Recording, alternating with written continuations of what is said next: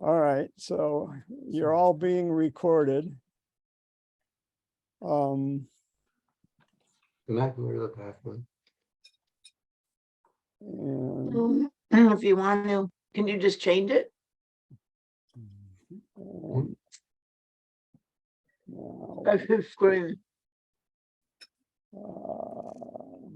so per usual, I'm not seeing slideshow. Okay, there we go. Play from currents. All right, I hope you're all seeing the Get my glasses. You know what? right here. Yeah. Great. Huh. Oh. You may have to get out of the share screen. I think it's on your screen, Aiko. I can see it. No, you can see the map, but there's an interfering Oh, little thing in the middle that I think Aiko has to get rid of. you know what? I have to figure out how to turn off my microphone also. Okay, and Aiko, move the Do you want icon more? photos off to the side. No. Okay, so this is an old map. This is a map from Lowe a week ago, when everybody thought that the Ukraine was going into Kherson. Remember that? And Yep. they were just sitting up here. So here's the new map. All of a sudden, they took off here. This is a few days ago, and up in the north, and it's really a breakthrough. Yeah. It's just, I mean, this is really, we may look back on this week as Other news a last night. historic week. Mhm. If you're not muted, mute. This may be a historic week. So I was planning on getting started on the Silk Road, but here's another rationalization for you. The Ukraine is on the Silk Road. One of the main first stops of the Silk Road was Crimea. And so you look at the history of the Silk Road, and the Ukraine is, we don't think of the Ukraine as being on the steppes, but it is. It's on the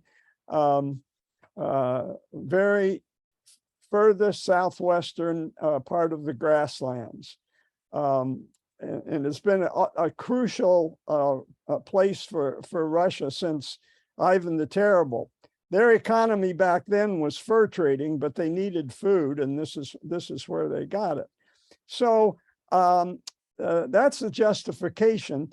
Our group, our study group, that some of you are joining for the first time, we did a deep dive back in February at the time of the invasion, and we spent 3 months doing it.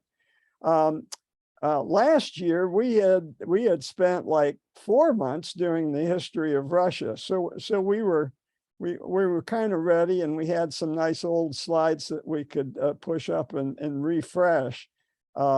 But this has been in the study group's radar, and it's such a development that I thought we should just pause a second, and I'll try to explain why I think it's a big development. And a lot of it has to do with Timothy Snyder, who Carol introduced us to quite early back in February, and we've been following his work, and he has been prescient, and I'll be talking about Timothy Snyder in a minute. So but he's one of the main reasons that I thought that we should pause and take a deeper look at what's going on here. So here's a different map. Here's your CNN map. everybody's abuzz. This is just a day ago. Things are changing by the day, just like Timothy Snyder said they would. Other maps, you can find all kinds of maps now. Very, very interesting, fascinating times, and it seems historic. And here is an unexpected retreat of badly provisioned Russian soldiers. They've not been getting the medical care that they've needed. They haven't been getting the supplies. And with the fake to Curzon, some of their best soldiers have gone. So we're seeing again, instead of abandoned vehicles, why we're seeing actual tanks. And it's a retreat. No matter if the Russians call it regrouping, it's a retreat, and everybody knows about it. Now, I sent out with my announcement for the meeting a link to this Sunday talk show in Moscow. And I did some screenshots at crucial moments. I know some of you, Homer, I know, has watched it and sent me his response. And of course, I put it into a slide because that's what I want this to be, an interactive thing. And the original link I got from Dan, who is one of our boys' childhood friends who follows us on video. He lives back in New York.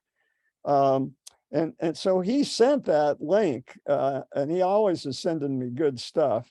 And so here the host asked, and this was the great thing, that it had been processed with and subtitled. So the host asked, should we start negotiations? Well, that's interesting. A panel discussion that we're not used to this. And this guy, Homer will remember, is the real outlier. And he is very accusatory. Now, it could be that Putin wants somebody to be accused to get him off the hook. So who knows if it's hard to imagine that this was done totally without Putin's approval. Yeah, someone told him that the Ukrainians will surrender. It wasn't his reading, it's somebody told him. So that's an interesting wording. And here's something that you haven't heard. It's absolutely impossible to defeat the Ukraine. Because we're using contract soldiers, mercenaries, and there's no mobilization. Well, that's interesting. Maybe this is all a setup for an argument that they should increase mobilization and preparing the people for mobilization. So that's one possibility. And then also peace talks. What if Putin has decided that it's time to sue for peace? Now, this is setting that other possibility up. And again, somebody else, not Putin, made the mistake. It's military intelligence should have predicted this. And an admission, even this is a hawk. This is a hawk. And he talked very aggressively throughout the session. And he's admitting that this is a severe psychological blow. So this just is not Western media hyping something. This has been felt in Russia. This fellow is saying that if we keep it on like this, the balance of power won't be in our favor. And so he recognized that Europe is united, the West is united, the sanctions are hurting, and they're not winning. And this guy dispels the myth that the Ukrainians would welcome the Russians. You know, Putin wrote that essay almost 2 years ago now, claiming that Ukraine didn't exist, and Ukrainians are really Russians, and they would throw flowers when we came back. Well, that's been disproven, and it's not just neo-Nazis. And this guy is voting for peace talks. And he's calling them Ukrainians. They're not Russians, they're Ukrainians. And this is Timothy Snyder's whole point. They see themselves as Ukrainians. And this is Timothy Snyder's main point. It's what people think they are, not what their neighbors think they are, that's important. So Homer sent a nice summary of it and summarized it nicely. I didn't get a screenshot of them talking about a colonial war. And of course, that's the way Timothy Snyder sees it. He sees it as Russia wants to colonize the Ukraine, just like Stalin did and Hitler wanted to. Again, there was that hawk on the program that keeps referring to Nazi leadership. And I've got a couple of slides later on to explain the real roots of that. They're not imaginary. And then there was another that said, hey, you got to realize this just isn't between us and Ukraine. The whole world, this is a global struggle. And I think he was suggesting that, saying that we got to keep going because it's not just us and Ukraine. The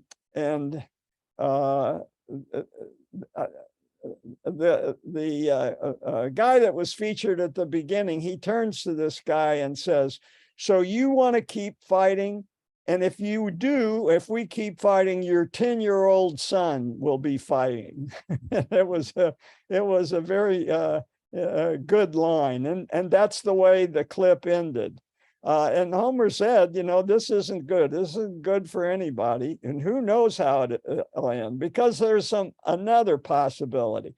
Okay, a prelude to negotiation, full prelude to full mobilization, getting everybody ready for the draft, or even preparing them for pulling out, or escalating with extreme measures like, say, tactical nukes, which Putin has had on the table and been talking about the whole time. So this is an incredibly important moment in history. We all feel somewhat positive, but boy, it's a little early to start triumphalism, because this could end very badly. So it wasn't just the Sunday talk shows. This is the leader of the militia in the Donbass, who led the insurgency there, pro-Russian insurgency against the Ukrainians. And the Russians have been supporting him, not so overtly. And he has stated that this is a huge blunder, a strategic blunder. And he's accusing the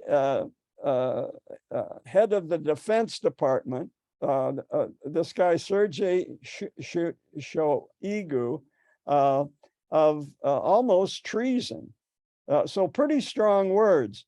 Now, when we did the history of the Ukraine, we talked a lot about Shoigu. His father is Tuvan. If you know anything about Mongolia and the Tuvan throat singers, that's what his father was. So he's Asian. And one of the few people in power who aren't part of the St. Petersburg mafia. the St. Petersburg mafia has basically taken over the KGB, which is now called the FSB, and they're of course all white Russians. But the interesting thing about Shoigu that's just had us all scratching our heads, his mother is Ukrainian. And so we wondered about that conflict of interest from the very beginning. And we'll see how this plays out. Shoigu was appointed by Putin because he was Putin is intensely aware of that he wants a diverse a Russian empire, just like the czars. He wants again to rule the steppes that the czars tamed, and they were the first people, the first Europeans to tame the steppes. The steppe people have been harassing civilization since the time of Mesopotamia. He intentionally chose him because he does want a multinational empire rebuilt. His chief credit at the time that he was selected was he had been a spokesman since the fall of the Soviet Empire for disaster management, and he was pretty good with the press, and so he was a good PR man. And so in addition to his diversity, he was very good at handling the press, and he was not picked to be the head of the Defense Department because he was a military man. So this may all play out in an interesting fashion. So keep your eye on Shoigu. Why is he accusing Shoigu? Is he because they're losing? Yes, because they're losing. His dreams of expansion. I mean, he must worry about all of the Donbass, the whole Donbass project, for him to be so bitter. Igor. So here's something interesting, and I want to spend some time on it. We have somebody in our live audience of German extraction, Rudy Flinker. And we talked a lot about Germany when we went through the history of the Ukraine. And by the way, when we get to the Silk Roads book, there's a lot of discussion of Germany and the Ukraine in the Silk Roads book, particularly the later chapters. The contention of the author is that both World War I and World War II were centered around the Ukraine, the strategic value of the Ukraine, which sounded a little strange to us at the beginning, but by the time we were done reading the chapters, it makes sense. And guess what? That's also Timothy Snyder's main point, that the Ukraine is really the center of Central European history. And that's why he has become an expert in the Ukraine. He has lived in the Ukraine. More about him in just a second. Let's finish with what was transpired yesterday, a conversation between Olaf Scholz and Putin. And it lasted for 90 minutes. Okay, so it wasn't just a hello. He comes out of that meeting with a public recommendation that everyone accept a UN-backed deal to export grain from the Ukraine and Russia. Now, there's already a Turkey negotiated deal, but it's not as comprehensive as that. So, that's interesting. Could this be a prelude for Putin trying to ingratiate himself and being the good guy and saving the world from starvation? Anyway, also yesterday, Zelensky said, "Oh, by the way, we've got twice as much land under control as we had 2 days ago. So things are really moving fast, and you know, morale is really central. And when morale goes, it's like COVID. It's contagious. All right, the German connection. You got to know that Putin went to Germany and spent the early years of his career in the KGB in Germany, in Dresden. He left at the tender age of 33. He'd learned German. He speaks German. He speaks German. I'm sure he spoke German with Olaf Scholz. He spoke German with Angela Merkel. Angela Merkel had a soft spot for Putin because he could speak German and knew German history so well. So he left. He gets to Germany, goes to Dresden, and I think I maybe got his age wrong. I'll have to recalculate that. So this is with his German communist passport, and in Dresden, the famous church there. I don't know how this shot got taken, but it was available. And he spent his time recruiting for not just Russia, but also for the Stasi. So he had very deep ties with Stasi. And when and this is Putin's secret under the table business in Dresden, and it was with Stasi. So when the wall falls and everybody hates the Stasi, they know, and word gets out that the Russian embassy was very much involved, even in Dresden. And so this was Putin's office in Dresden. And when the wall fell, they had started burning everything. And they were confronted. The mob came to that office, and he was worried that they were coming for us too. They were targeting Stasi,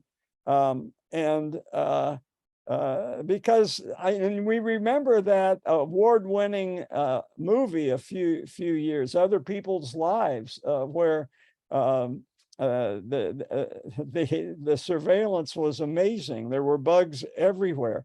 Putin called for instructions from Moscow, and Moscow was silent. And so he was on his own defending the building and had to brandish a pistol himself.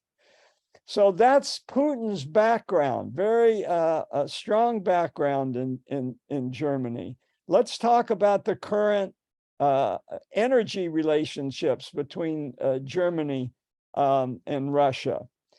We know about 2 pipelines, Nord Stream 1 and Nord Stream 2.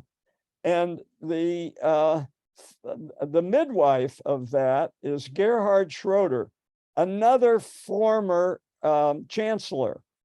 And he has bonded. They call it a bromance, these 2 guys. Very, very close. And when the invasion happened, Gerhard Schroeder did not break his ties with Putin. He kept them going. This is from the Economist. Schroeder shrugs off the invasion. This is in April, 2 months after the invasion.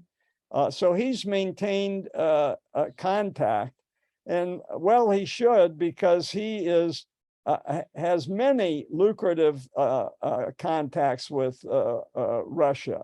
And he's not the only German. The whole German export industry, even their labor unions, enjoy benefits from a close relationship with cheap Russian energy. And so the interlacing of the two economies is quite something. And that's why preparing for this winter has proven to be a challenge. And if anybody is motivated to bring about peace, it's Schultz. He's getting $1 million a year, and he's Putin's man in Germany. Interesting guy. You said Schultz, but you meant Schroeder. Schroeder, yeah. You said You Schultz. said Schultz. Okay, thanks. Schroeder. Schroeder, thank you. Thank you. It's good to have real-time monitoring here in our living room. So Schroeder is on his fifth wife, and he is very close. They came, I think it was in March, and it was supposed to be secret, but she posted this on her Instagram with St. Basil's Cathedral, and this had to be in the Kempinski Hotel for that view. Apparently praying for peace. So he keeps going back, and he, as recently as a month ago, came out and said that Russia wants a negotiated solution to the Ukraine war. So it's not just Schultz, it's Schroeder's continuing his bromance. The channels are open with Germany. And this just didn't start recently with Schroeder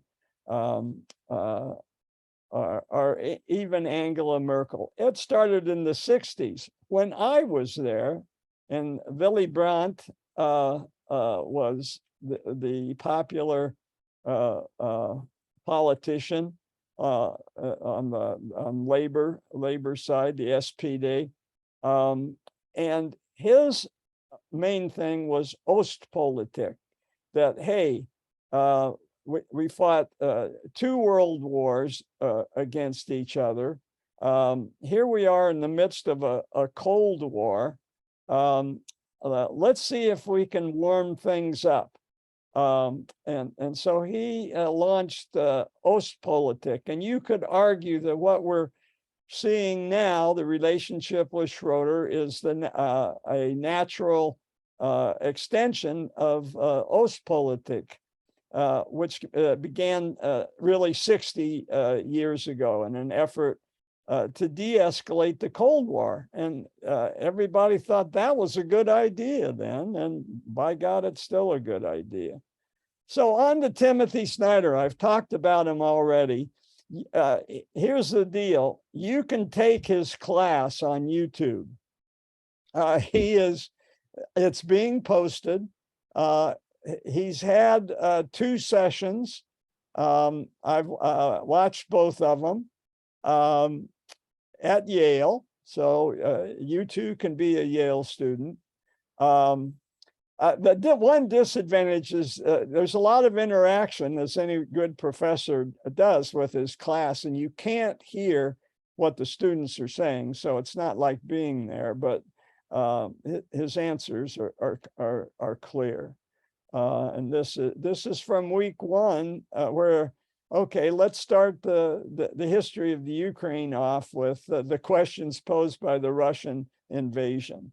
And a very interesting lecture. Also, this month, and Carol sent me this link in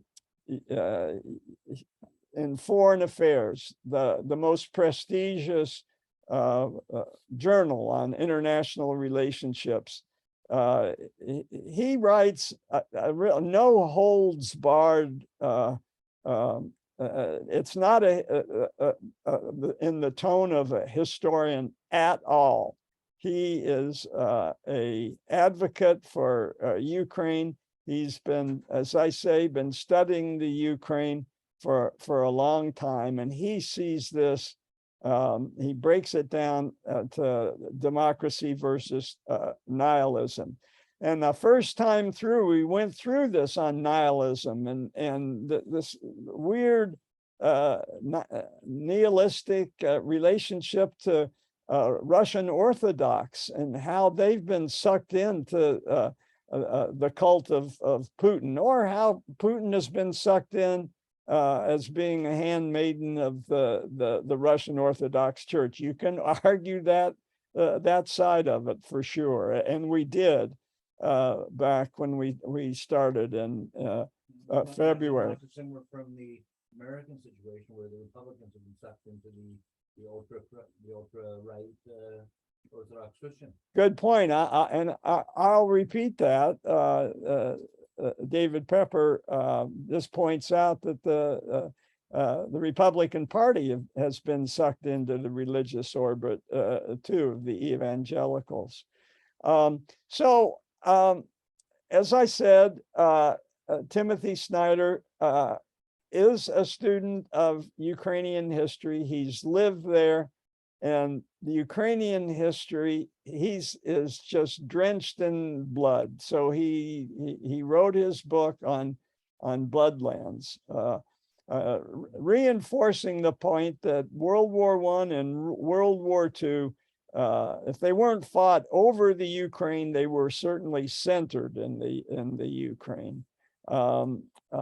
Just think, there was a huge battle in Kharkiv, which is in the news now, and just to the east is Stalingrad. This has been reissued recently out of timeliness. But his real opus that Carol introduced us to was this book that Aiko's read, right, Aiko?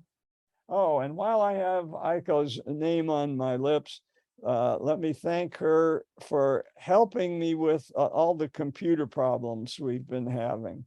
I hope the taping of this will work out. We've had problems taping our monthly sessions, which are live and had involved our founder, Ramsey, speaking at a distance from the MacBook. And I only know how to tape on Zoom. And so we put in a microphone that didn't work, and we're still working on that. And I promise Carol we'll get her a copy one way or the other. Anyway, on tyranny, and it proved to be a bestseller, so it was reissued as a graphic in graphic form with a lot more illustrations. I've got both copies of this book. It's interesting, and so this is a chapter on I think this is on feminism. So I wanted to, I've said Timothy Snyder predicted this, and if you want to listen to him, you can go back to a Vox podcast done in May, where Snyder asserted, like all autocrats, and this is the weakness of autocracy, is the leader is ill-informed. Nobody wants to give him the bad news. And so he's running about 4 weeks behind.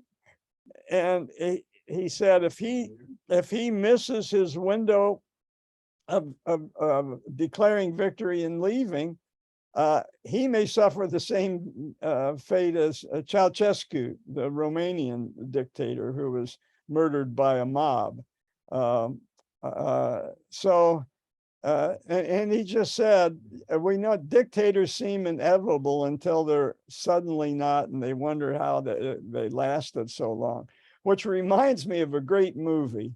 If you haven't seen it, I'll recommend it again. Steve Buscemi playing Khrushchev. Yeah, so it's really good. It's a comedy about the behavior around a dictator and how bizarre it is. And you can imagine, you look at pictures of Putin now, isolated at the end of long tables. Putin is, they'll make a comedy about him someday. I want to get back to this shot. He has just written the name of Ivan Ilyin on the board. And he spends a lot of his first lecture with his students talking about his theoretical understanding of history and what history is. And so I want to spend a few minutes on Timothy Snyder's theoretical look at history. Ivan Ilyin has influenced Putin with this mythic story of lost innocence, and that Russia needs to be born again. Sound familiar?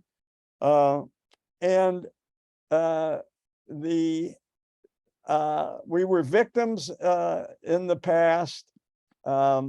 This is a common myth. Our people have been victimized, but we will be restored. In a way, it's the story of Israel and Greece, who's Snyder points out were really the first inhabitants of southern Ukraine in historical times. They were the first people that lived there who wrote about it. And this guy, Ilyin, has been glorified. And you remember I mentioned Putin had written an essay called On the Historical Unity of Russia and Ukraine. And in this podcast, Snyder had a lot to say about that essay written 2 years ago. It turned out to be something that gave you an idea of what his mindset was, and that he might do something crazy, which he has, on his historical union. First of all, Snyder says, don't engage with his myths. It's like dancing with skeletons, and it just enlivens them. But he takes issue with the word on, which assumes that it exists, and that it's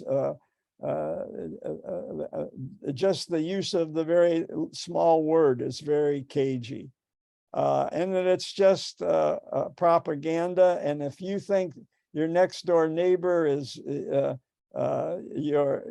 belongs to you, and the neighbor doesn't think that, that's imperialist. That's magical thinking. It's an abuse of language and identity. And as we talked before, there's this mystical Orthodox stuff going on that mixes in ethno-nationalism and a cult of the Russian people. And there's always a victim involved. So the Russian speakers in the Donbass are repressed. But now we know that the majority of Russian speakers, especially after Putin's behavior over the last 8 years, are not pro-Russian.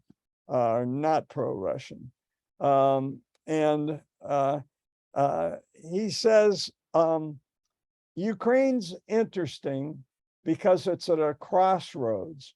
So everything that's happened in Europe, and arguably in many cases in the world, like the Silk Road, happens in Ukraine, but more intensely.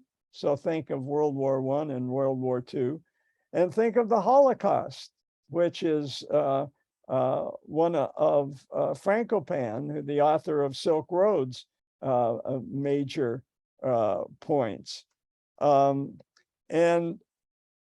the Normans, what the Normans, what do they have to do with Russia? Well, the Vikings gave rise to both the Normans, who were men from the north, and the rise to the Kiev dynasty, which becomes the cultural basis of Russian culture and religion.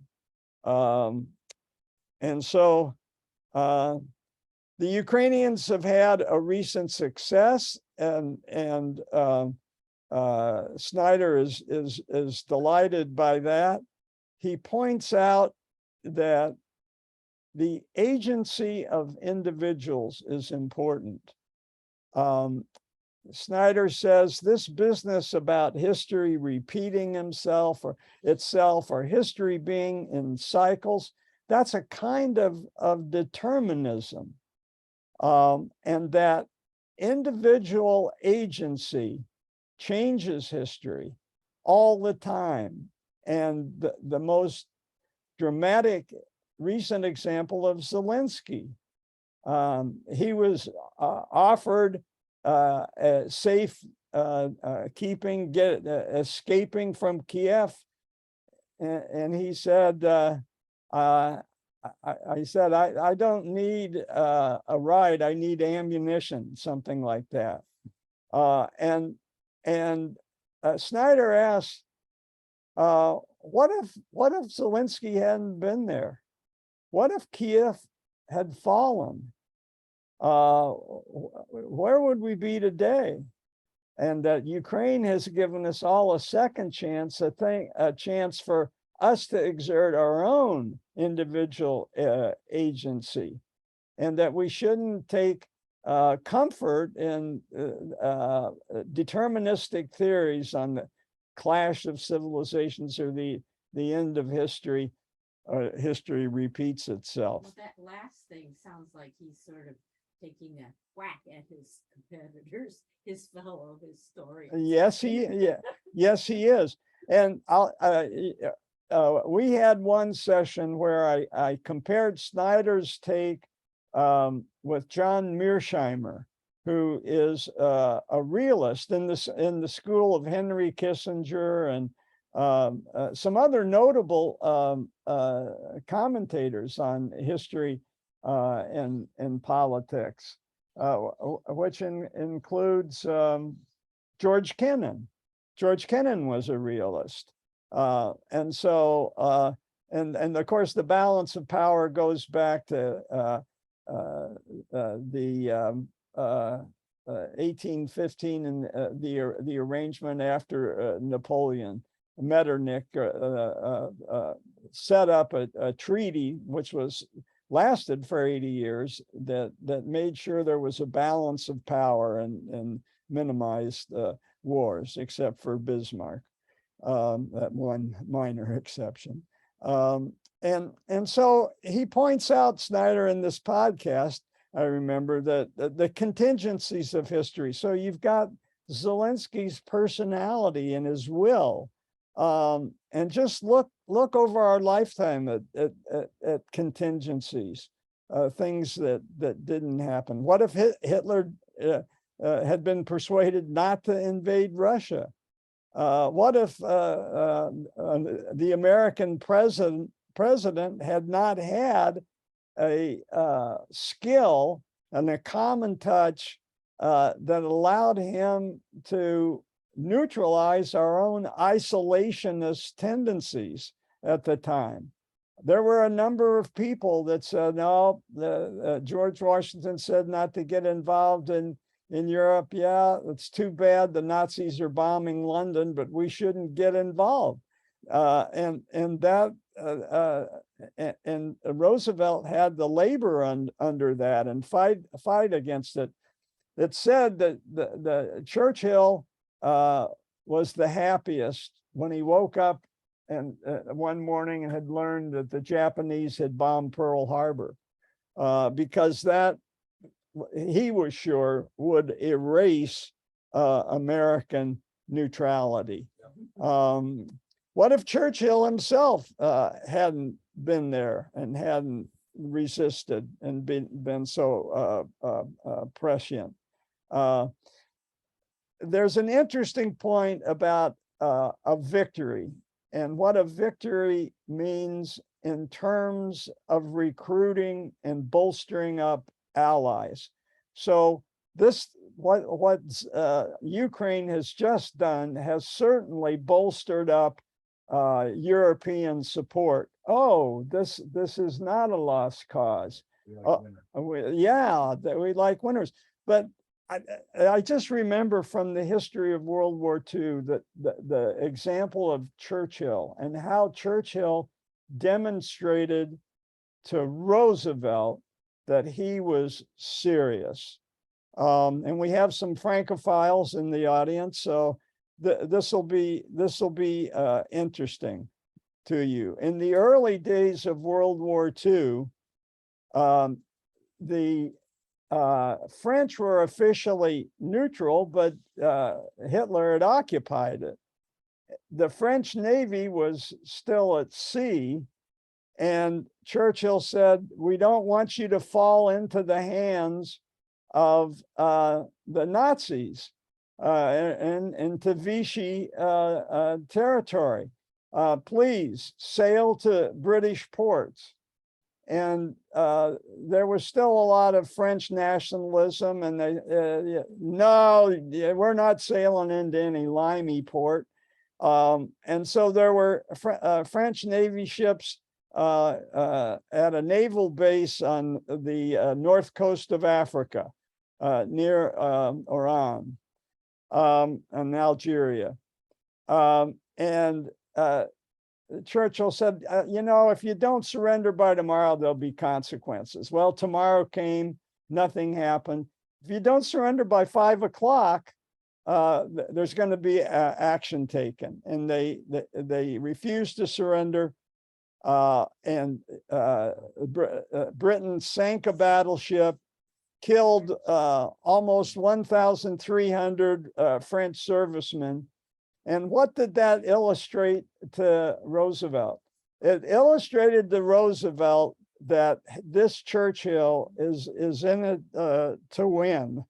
And who knows if this victory we've just seen will be as historic as that one. But the other point that Snyder makes, and he asked this of his class last week, what is history? And he says, it's really the story of continuity and change. There's no cycles, there's no determination. It's about the patterns are continuity and exchange and change. And the way I think about history more and more is it's an ongoing battle between conservatives and utopians. Maybe utopians, too strong a word.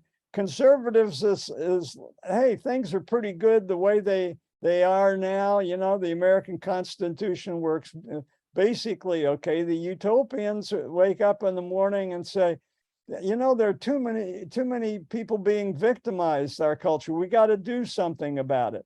And it may be a gene. This look on outlook on the world. There's a great book called The Gene by Siddhartha Mukherjee, a physician. He wrote a great history on cancer, the emperor of all maladies.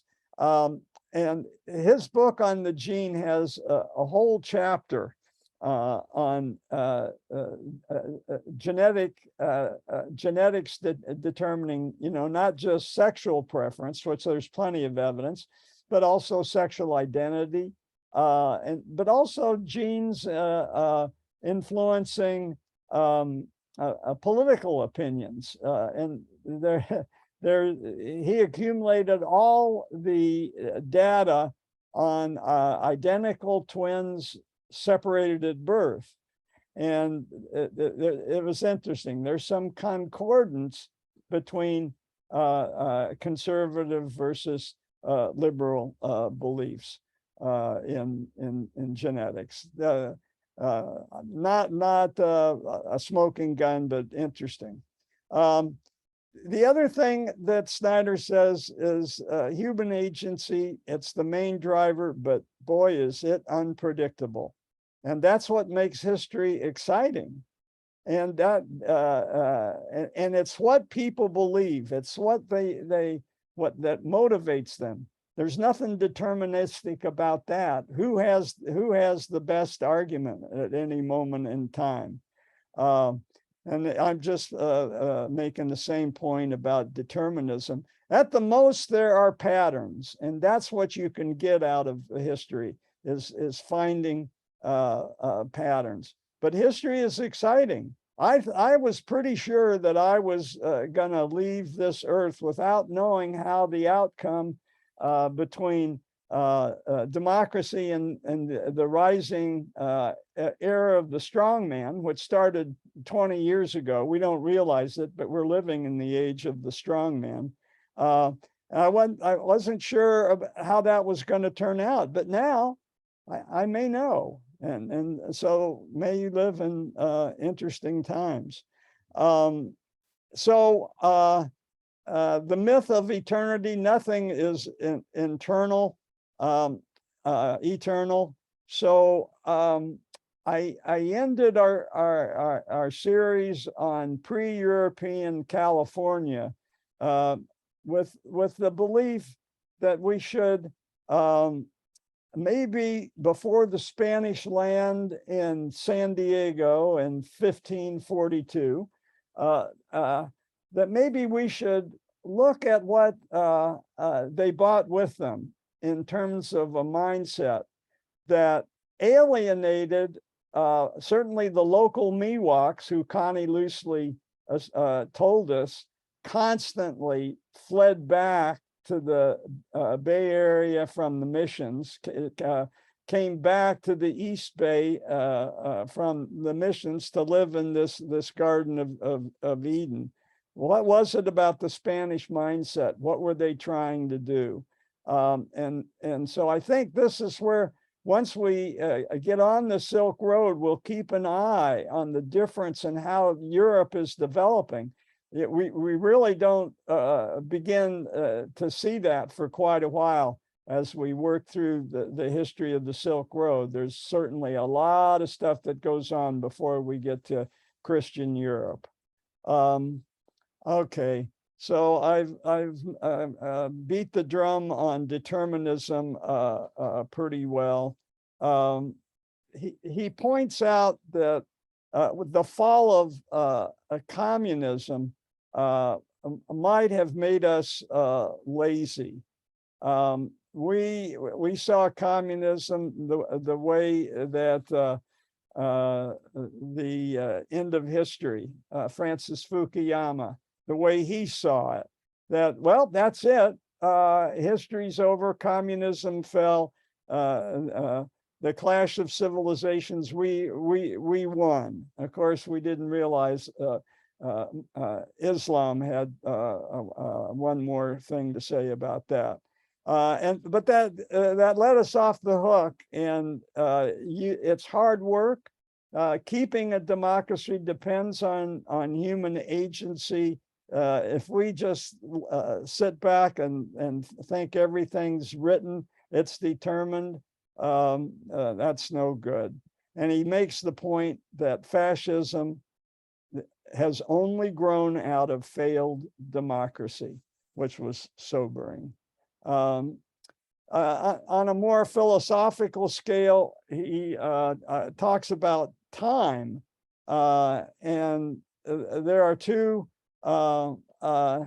mistakes in thinking about time, that we're on a progressive road. And I've certainly been guilty of that, that there's some historic goal of history that will get us to a wonderful period. That's determinism.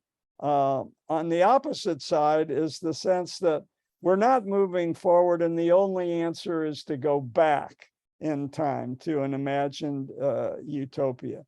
So two ideas of time that Snyder thinks.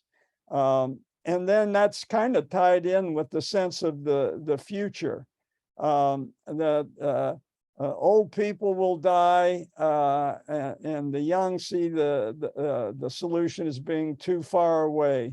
And the Germans have a word for that, which I'm sure Rudy knows, Zukunftslosigkeit, the absence of a sense of future. Snyder makes the point that Putin has no sense of the future, no destiny that he's going to. He's a despot, a strongman, a kleptocrat. Nor did Trump have any coherent policies. They both just want to go back to some imagined golden age. And Snyder's point on golden age, they always create good guys and bad guys. And if you lived in a golden age, you're a good guy. And it removes all diversity, shades of gray, and the structure of the story of a golden age is always we had it and some bad people took it away, and that's Trump and that's Putin. So just in general, every society has to have a myth. We've certainly dressed up the founding fathers, but there's Snyder surprisingly says, hey, wait a minute, don't write it off completely. There's something there. But every new nation makes up a false story about its ancient past. America doesn't do it because we don't have an ancient past. But even though a new myth is regenerating, our institutions turn out to be the oldest in the world compared to Europe, democracy, the longest surviving constitution. So there's an irony there. I just remember delving into Celtic myth, and it went so far as to say there were Celts on the boat with Noah. When we did the Pashtuns, which was we did when Kabul fell to the Taliban, we learned early on that there's a Pashtun myth that they're part of a lost tribe, and if they weren't part of the lost tribe, they had placed themselves in Mecca with Muhammad. So just two examples from our own little projects on the Pashtuns and the Ukrainians. Anyway, how am I doing for time? You're way over 10 minutes after. Okay, so what I'm going to do is save some of this for next week. And yeah, this is a good place to stop. Next week, what I'll do, if it's okay with you, I'll delay the Silk Road one more time, the ancient Silk Road. Remember, my argument is that Ukraine is part of the Silk Road, and I'll present some maps next week to prove that to you. I was going to do it today, but they're too far, they're too deep in the slide stack. So I'll present that to you next week. Ukraine's part of the Silk Road. It's the crossroads for change in two directions, both east and west, which is obvious, but also north and south. through Kabul and down into India. We'll talk about the Silk Road chapters on World War I and World War II, support that point. And we'll talk about genocide, the center of which was in the Ukraine. All right, so I'll stop talking, but I want this to be interactive. So we'll stop the share at this point. And I'll keep recording, but those people that need to go, I feel the need to always let them go. But ask away. Janine. Oh, she was waving goodbye. Okay. So John, you promised a comment on the charge that the leadership of Ukraine are Nazis. Yeah, I'll have to do that next week. It involves Homer, the retreat of Hitler out of the Ukraine more than into the Ukraine. Although there was some celebrating. The short answer, more next week. The short answer was there was a very heavy German influence in the Austrian part of the Ukraine. We'll cover in next week how Poland had been divided. Well, guess what? Poland controlled 2/3 of the Ukraine. So every time Poland got divided, that affected the Ukraine. And the part that you'll remember that there were three monarchs that divided Poland. It was Austria-Hungary, Germany, and Russia. And the Austria-Hungary part was heavily Germanic. And that is Western Ukraine now. And they were the ones that were most receptive to being liberated from being under the thumb of Stalin. Short answer. Oh, I'd like to make a comment. Yes. Hey, why don't you guys turn your camera around, Aiko? It's looking out in the No, it's okay. open space. That's all right. I'll sit here. Shigeko and Carolyn are still there. My sister Shigeko and Carolyn, my good friend in Alamo. But she's 4th generation Japanese from Hawaii. And remember how Johnny said, you know, we appreciate the victors, and we remember that on the reservation, the Indians, every time they showed a cowboy movie, the Indians were cheering for the cowboys. And I remember back in the 50s, remember how on TV they showed Victory at Sea all the time? Does anybody remember that?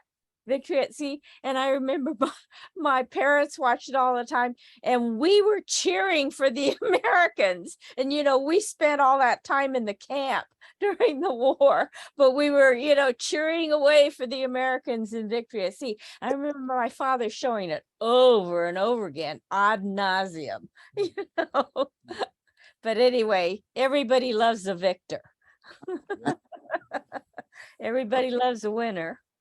The opposite there. What? History is written by the winners. For sure. What? I'm sorry, Homer, were you saying something? No, actually, I feel very interested in your stories of cheering for the Americans in Victory at Sea. I didn't quite understand when you said where were the Indians cheering for the cowboys in the movies? Oh, on the reservation, when we were on the reservation, they would always show the cowboy movies, and the Indians, we would expected them to cheer for the Indians, but they cheered for the cowboys. Well, I, as a child, because my father was in the Air Force, we lived around in different parts of the country. And in segregated parts of America, the people in the balcony often cheered for the Indians when we watched cowboy movies. So the African Americans knew which side they were on in those movies.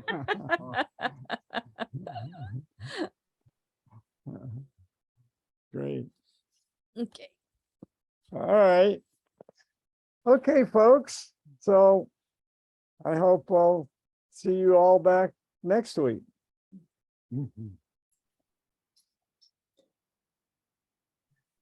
Well, John, there's no more comments. I'll just a comment on the Nazi story. It has to do, I thought, with the recent events of a right-wing militia in Mariupol. The Azov Brigade. Yeah. Yeah, fighting against the Russians with the Ukrainians. I mean, it might be something like if, I don't know, if you imagine Canada invading us or somebody else, and the Proud Boys helping defeat the enemy, and people would then say, oh, Americans are Nazis because the Proud Boys are joining. I mean, I'm sure Ukraine will take help from wherever it's offered, even if it's from unattractive political groups. But I do think that's cited as by Russians as evidence of the Nazi sympathies of Ukrainian leadership, supposed, alleged. Yeah, Fine. yeah, we covered that in one of our previous sessions. The Azov Brigade has a very troubling history, but they have been engaged by the American military to the extent that Congressman John Conyers decried them on the floor of the House. So they've been in an American radar. I think they were so dedicated to fighting Russians, though, that we've swallowed hard, and we've trained them. They've been and they are part. Like a National Guard, they are part of the official Ukrainian defense system, which is a little bit troubling. They've been all across the southern Ukraine. There was an incident in 2014 where the extremists from both sides confronted each other in a building in Odessa. And it ended with the Azov Brigade trapping pro-Russian Ukrainians in this building and setting it on fire. And 30 people died. And this went to international review, which is there have been some preliminary pronouncements, but yeah. So and they've been active in Odessa. So yeah. I mean, just like any free society, you've got really crazy people on both sides. So this is Carol Marotta.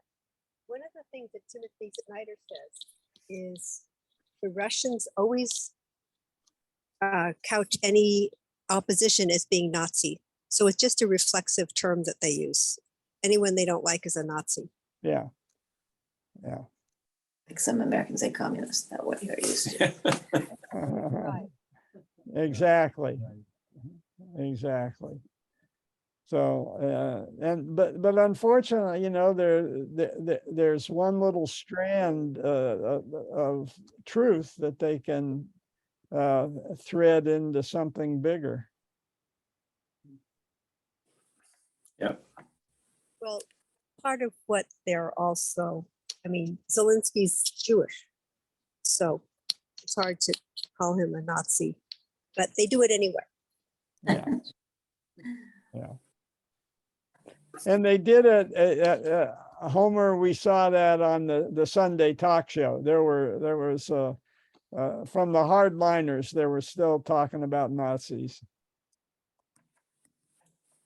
But you know, Timothy Snyder goes through the definition of fascism, and Russia is a fascist state. Yeah. It fits the definition. So does Trump. So, Could John, I what do you just- think, or maybe you're gonna talk about it later, what do you think about the Russians who are speaking up and saying that Russia should withdraw? I guess they're not central core leaders, but 50 that was interesting. said that. Oh, I don't know that. I'm not usually a day-to-day person, so you'll know more, but I've been day-to-day front war. But okay, well, that's great. So all this may be a prelude to something wonderful happening, and God, you know, it's yeah. And the only guy that I know that predicted it from the very beginning, Timothy Snyder. John, I was intrigued by, Why don't you sit over here so people can see you? by, I think you said, maybe it was Putin even, who said that there was the mercenaries. They were sort of, but they're almost othering their own troops to make it sound like their troops didn't lose, but their troops weren't really their troops. They were just a bunch of ragtag guys. Well, Which also makes it feel like that would make me feel like they're positioning to say, oh, we didn't lose the war. It was those other people who lost. well, we didn't mobilize all of society. The two main groups of mercenaries are Chechens, Right. which is a very interesting story, how they could become mercenaries for Russians, Right. where Yeah. Putin destroyed Grozny, Right. Which we worried he would do with Kiev, and he still might do with Kharkiv. And the second is the damn Wagner group. Jesus, those guys are Nazis. They are Nazis, the Wagner group, and they're employed all over the world.